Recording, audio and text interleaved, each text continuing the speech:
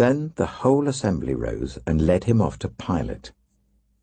And they began to accuse him, saying, "We have found this man subverting our nation. He opposes payment of taxes to Caesar and claims to be Messiah, a king." So Pilate asked Jesus, "Are you the king of the Jews?" "You have said so," Jesus replied. Then Pilate announced to the chief priests and the crowd, "I find no basis for a charge against this man." But they insisted, "He stirs up the people all over Judea by his teaching. He started in Galilee and has come all the way here."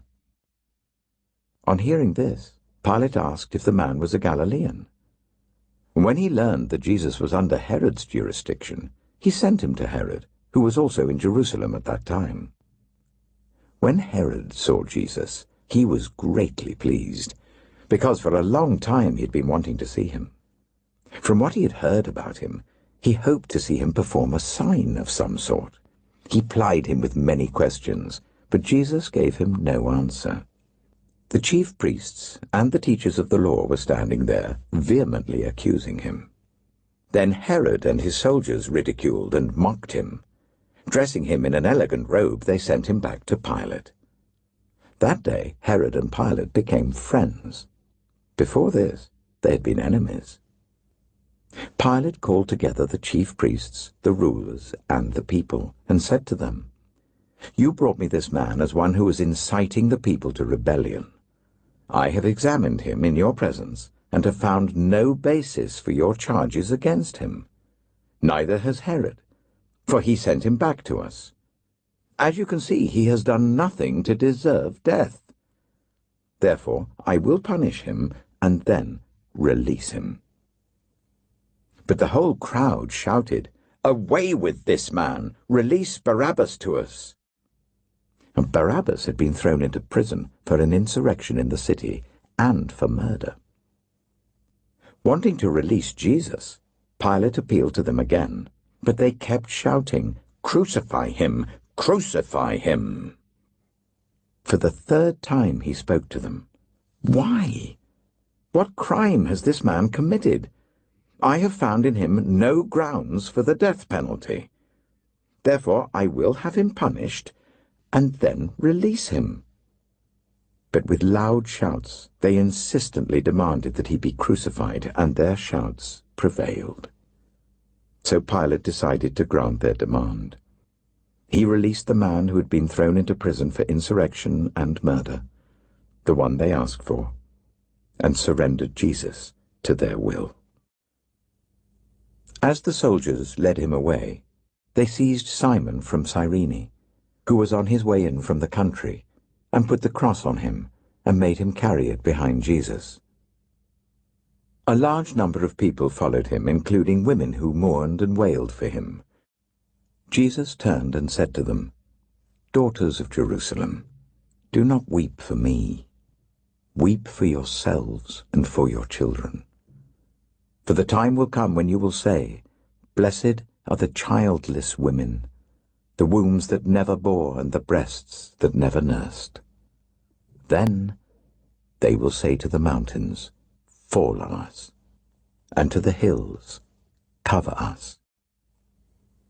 For if people do these things when the tree is green, what will happen when it is dry?"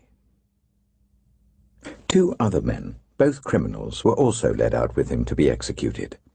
When they came to the place called the Skull, they crucified him there along with the criminals, one on his right, the other on his left. Jesus said, "Father, forgive them, for they do not know what they are doing." And they divided up his clothes by casting lots. The people stood watching, and the rulers even sneered at him.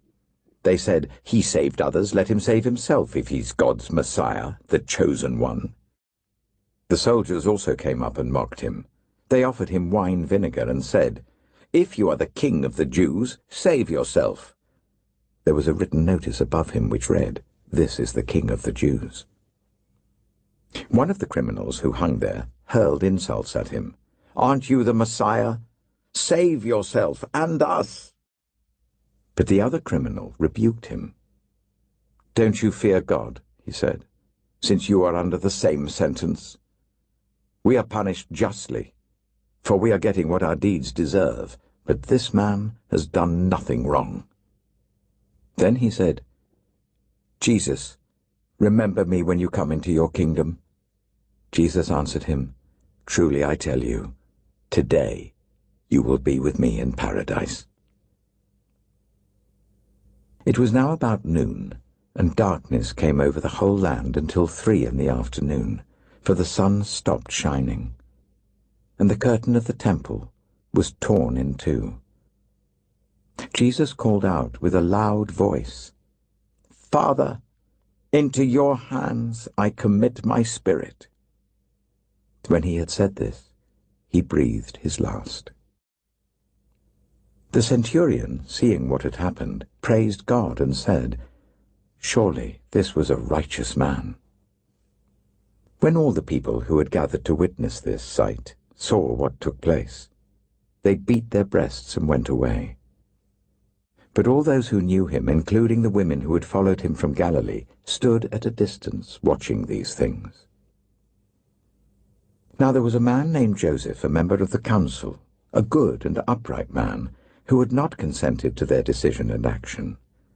He came from the Judean town of Arimathea, and he himself was waiting for the kingdom of God. Going to Pilate, he asked for Jesus' body. Then he took it down, wrapped it in linen cloth, and placed it in a tomb cut in the rock, one in which no one had yet been laid.